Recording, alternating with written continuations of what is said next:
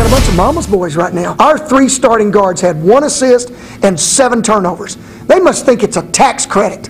It's unbelievable how our starting guards played. And let's talk about our big guys.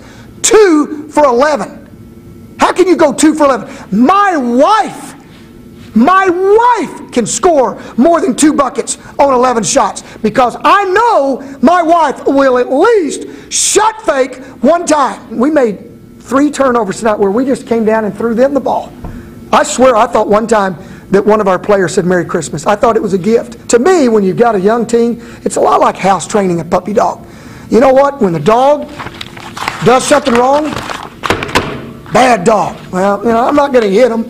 I'm not going to swat him, but bad dog, get on the treadmill. That's probably what we need to do. Well, he had me until the dog part. Just being tough or way too rough. Southern Illinois basketball coach Barry Hinson now apologizing for that post-game tirade, but did he need to? Psychologist Karen Ruskin says yes, absolutely he did, but Grow a Pair author Larry Winget says no apology necessary. I'm going to start with you, Larry. Look, his team shot 18%, 2 of 11 from whatever metric it is, either the line, 3-point, doesn't matter. That's pretty darn low. How are you supposed to motivate some kids if you can't even, I don't know, get a little bit, get your hair in the back of your neck up a little bit?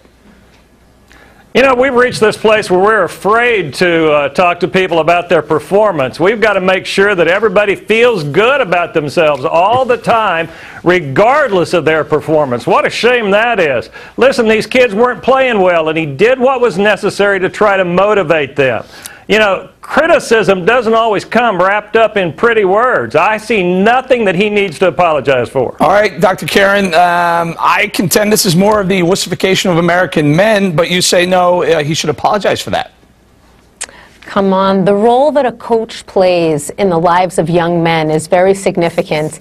And the fact is, you don't have to break somebody down to rise them up. I believe that it's a myth to think that young men need to feel hardened, need to feel unworthy, need to feel shamed, need to feel disgraced in order for them to learn and grow and hear and develop. Doctor, I'm not laughing here. I'm just trying to figure out. That's not what sport is. It's not a learning, a growing, a touchy-feely thing. It's about winning. You win. That's the goal in sports. That's exactly what Karen, sport is. I'm sorry, you're wrong. You're absolutely wrong. If you're going to win, you need to learn what you've done wrong to win, not to be yelled at in an irrational, unproductive manner. Hang in there, Doc. Hang in there, Doc. Larry, go ahead. Take it. You know, I wish somebody had yelled at me a whole lot more when I was young and hurt my feelings just a little bit and maybe shamed me just a little bit, even though I don't see this as shaming anybody. So I would have gotten through my thick skull that bad behavior has consequences. That's all he's pointing out here.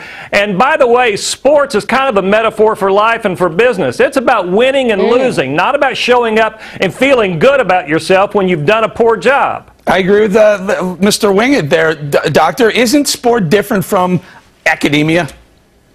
So I did not suggest that it's about walking away feeling good if you haven't met up to your best potential. What I'm rather suggesting is that if you walk away with your tail between your legs because of how your coach has communicated, that does not bring you to a better place. Do you have a better suggestion for motivating a team that went 2 for 11? Yes. Thank you for asking. The best way to motivate is to specifically address what the problems were and what the solution is. That's it. Boom. Hey, Larry. Thank you very much. Larry, the problem is we made 2 baskets on 11 attempts. There's the problem. How's that going to motivate a kid? Yeah.